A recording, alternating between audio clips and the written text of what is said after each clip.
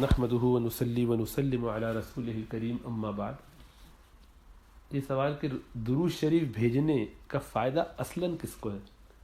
بظاہر تو ہم یہ درود بھیج رہے ہیں رسول اللہ صلی اللہ علیہ وسلم کو، سلام بھیج رہے ہیں رسول اللہ صلی اللہ علیہ وسلم کو، تو ان کو اس کی ضرورت ہے؟ نہیں ضرورت. ان کے لیے تو اللہ سبحانہ و تعالیٰ نے خود بندوبست کیا، درجات بلند کرتے رہنے کا. ان کے لیے فرشتے متعین ہیں جو درود شریف بھیجتے رہتے ہیں. جب اللہ سبحانہ و تعالیٰ خود یہ کام کر رہے ہوں درود و سلام بھیجنے کا، سلامتی رحمتیں بھیجنے کا، تو ہم جیسے بندے اس میں کوئی اضافہ نہیں کر سکتے. اس کی مثال ایسے ہی ہے کہ کسی بہت بڑے سمندر میں آپ بھی اپنے گھر سے ایک بالٹی لے کے جائیں پانی اور ڈال کہ کہیں کہ ہم نے بھی کچھ کیا ہے. ایسی 1000 بالٹیاں بھی اس سمندر میں کوئی فرق ڈالنے والی نہیں ہے، اس سے کوئی فرق نہیں پڑنے والا. اتنا پانی تو وہ بھاپ بن کے اس سے 10 گنا زیادہ اڑ جاتا ہے، بلکہ 100 گنا زیادہ، 1000 گنا زیادہ روزانہ. کوئی فرق نہیں پڑتا، سمندر اتنا ہی رہتا ہے. تو میرے اور آپ کے درود شریف کے اتنے فضائل، اتنی برکتیں، یہ پڑھنے پر اتنا اجر، اتنی نیکیاں، اتنے گناہ دھل جانا، اتنا اللہ کا قرب حاصل ہو جانا، دعائیں ہر حالت میں قبول ہونے کا وعدہ ہو جائے، وہ صرف اس لیے ہے کہ ہم کچھ فائدہ اٹھا لیں، ہمیں وہ برکتیں نصیب ہو جائیں، ہماری زندگیوں میں خیر آ جائے. یہ رسول اللہ صلی اللہ علیہ وسلم کا رحمت للعالمین ہونے کا جو ایک مقصد ہے وہ ہے، اس سے پورا ہو جاتا ہے کہ سب کے لیے رحمت ہے. تو جو درود بھیجتا جائے گا فائدہ اٹھاتا رہے گا، تو اس کا کام بن جائے گا، وہ اللہ سے کنیکٹڈ ہو جائے گا، اللہ سبحانہ و تعالیٰ اس کی طرف توجہ فرمائیں گے، وہ اللہ کا مقرب ہو جائے گا، اللہ سبحانہ و تعالیٰ اس کی فکر فرمائیں گے، اس کی حفاظت فرمائیں گے. عام انسان کی جتنی فکر ہوتی ہے اس سے زیادہ فکر اس کی ہوگی جو ایمان کے ساتھ، عمل صالح کے ساتھ درود شریف بھیجتا ہے اور اللہ سے اپنا تعلق بنا کے رکھتا ہے. تو درود شریف کی کثرت ہونی چاہیے. تمام اذکار، قرآن کی تلاوت، فرائض، اور اس کے ساتھ ساتھ درود شریف کا بھی حصہ ہمارے یہاں متعین ہو جائے، 300 مرتبہ کم از کم روزانہ، اتنی اللہ توفیق دے. یہ ہمارے لیے نفع بخش ہے. اسی طرح اب آپ دیکھیں گے مجلسوں میں بھی لوگ نہیں پڑھتے، باقاعدہ کوئی فکر نہیں ہوتی، گھر کا بھی کوئی ماحول ایسا نہیں بنتا لوگ پڑھیں. پہلے لوگ بہت اہتمام کرتے تھے ان چیزوں کا، تو یہ کرنا چاہیے، اس کی طرف توجہ دلانی چاہیے.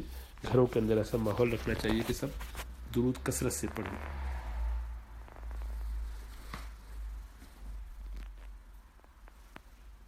اصل میں ہمیں اس کی ویلیو اس لیے سمجھ میں نہیں آتی کہ کل قیامت میں ہونے کیا والا ہے، یہ نہیں سمجھ میں آ رہا.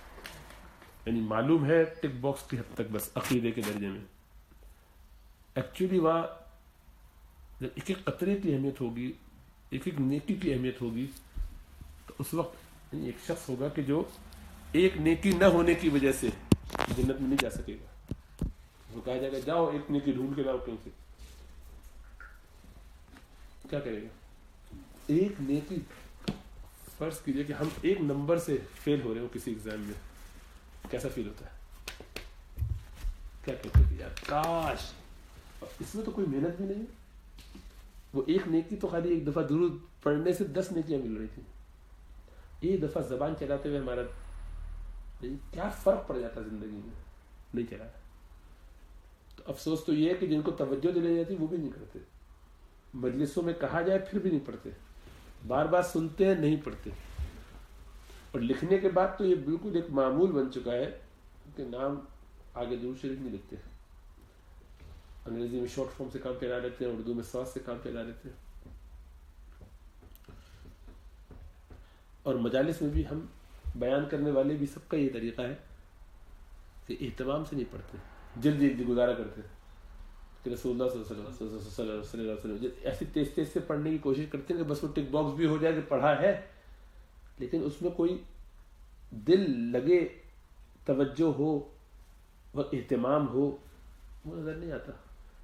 کم لوگوں کا ایسا اہتمام نظر آتا ہے، اس لیے کہ وہ کہتے ہوئے سوچ نہیں رہے ہوتے وہ کیا کہہ رہے ہیں، کتنے بڑے فائدے کی بات کر رہے ہیں اپنے ہی لیے،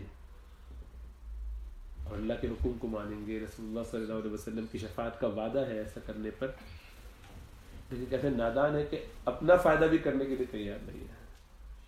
اسی لیے تو قیامت والے دن حسرت بنے گی اور افسوس ہوگا کہ کیوں ہم نے وہ وقت برباد کر دیا. اس لیے درود شریف میں بخل نہیں کرنا چاہیے. بڑا بخیل ہے وہ شخص، اس لیے فرمایا کہ بڑا بخیل ہے وہ شخص جس کے سامنے میرا نام لیا جائے، میرا ذکر کیا جائے، وہ درود شریف نہ پڑھے.